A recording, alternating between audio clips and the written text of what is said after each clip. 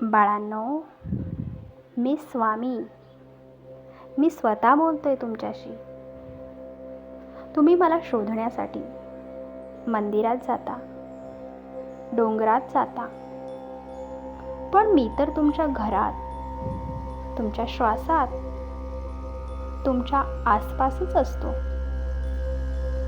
तुम्ही दुःखात असता तेव्हा मी रडत असतो आणि तुम्ही हसता. तेव्हा मी सुखावत असतो. अनेकदा तुम्हाला वाटते की मी तुमच्यापासून दूर गेलो आहे,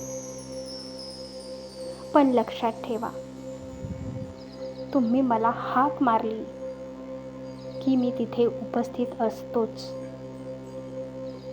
जेव्हा मी तुमच्या आयुष्यात प्रवेश करतो किंवा तुम्हाला आशीर्वाद देतो, तेव्हा निसर्गाच्या माध्यमातून मी तुम्हाला काही संकेत देत असतो. आज मी तुम्हाला तेच संकेत सांगणार आहे. व्हिडिओ शेवटपर्यंत नक्की ऐका. संकेत पहिला, चिमणीचे आगमन. तुमच्या घराच्या खिडकीत किंवा अंगणात जेव्हा एखादी चिमणी येऊन चिवचिवते, तेव्हा समजा की मी तुमच्या घरी पाहुणा म्हणून आलो आहे. ती चिमणी म्हणजे फक्त एक पक्षी नाही, तर ते माझ्या आशीर्वादाचे एक रूप आहे. त्या क्षणी शांत बसून माझे स्मरण करा. दुसरा संकेत म्हणजे पालदर्शन. जेव्हा तुम्हाला घरात अचानकपणे पाल दिसते, तेव्हा भिवू नका. ते माझ्या अस्तित्वाचे एक चिन्ह आहे. मी तुम्हाला सांगतोय की तुमची संकटे आता संपणार आहेत. फक्त धैर्याने पुढे जा. तिसरा संकेत म्हणजे मनातील शांतता. अनेकदा खूप धावपळ सुरू असताना अचानक तुमचे मन शांत होते. कसलीही भीती वाटत नाही. ती शांतता म्हणजे मी तुमच्या मनात बोलत असलेला शब्द आहे.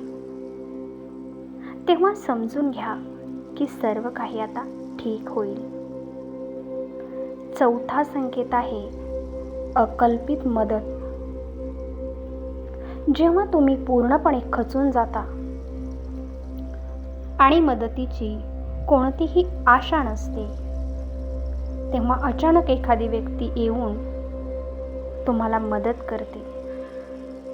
ती व्यक्ती म्हणजे दुसरं कोणीच नसून मीच असतो, जो तुमच्या मदतीसाठी धावून येतो.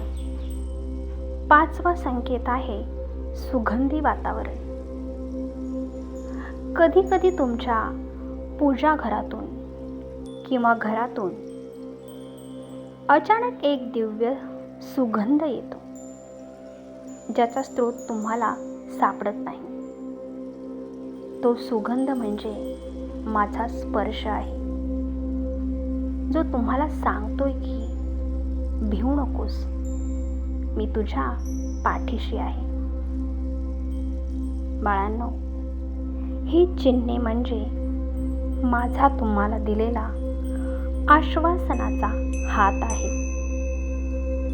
तुम्ही याकडे दुर्लक्ष करू नका. या चिन्हांचा अर्थ असा की तुमची भक्ती माझ्यापर्यंत पोहोचली आहे. तुमच्या सुखात किंवा घरात सुख, शांती आणि समृद्धी येईल.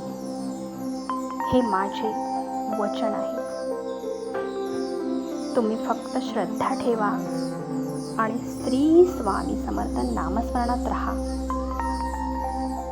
मी सदैव तुमच्या सोबत आहे. तुमच्या प्रत्येक पावलावर. श्री स्वामी समर्थ.